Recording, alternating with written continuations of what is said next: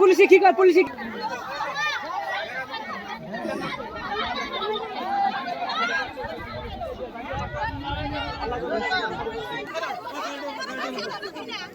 গাড়ি ড্রাইভার দাও JCB driver দাও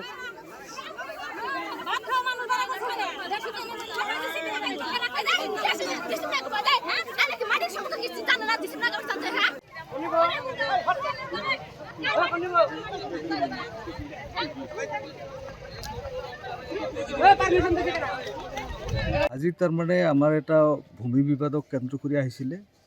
আমার ভূমি 937 নম্বৰ দাগৰ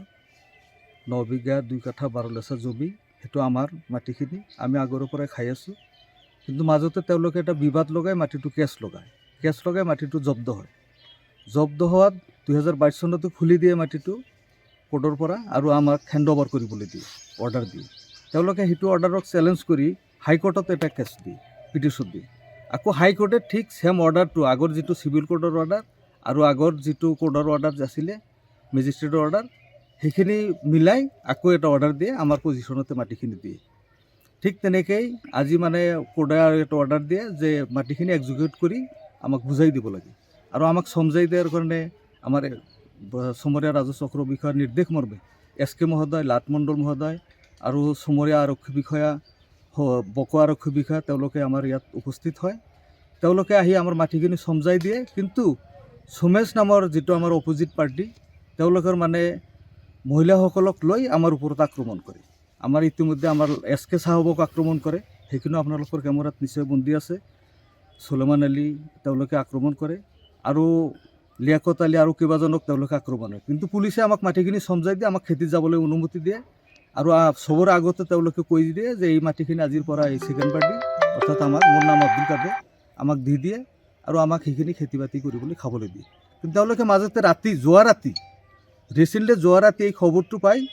যিটো ৰাস্তাইদি আমি মাটিত নামিব লাগিব সেই তাতে এটা ঘৰ বনাই এটা চালি বনাইছে বেৰা চেৰা দিয়া নাই কিন্তু মাটি খান্দি সেই জব্দ মাটি খান্দি চালি বনাইছে আইনৰ বিৰুদ্ধে গৈ মাটি এটাষ্ট হোৱা মাটিত তেওঁলোকে খান্দি ঘৰ বনাইছে আৰু সেই বিষয়ে আমি আৰক্ষী বিষয়া বা চক্ৰ বিষয়া মহোদয়ক এপ্লিকেশ্যন দিছোঁ আৰু এইটোৱে ঘটনা কি হ'ব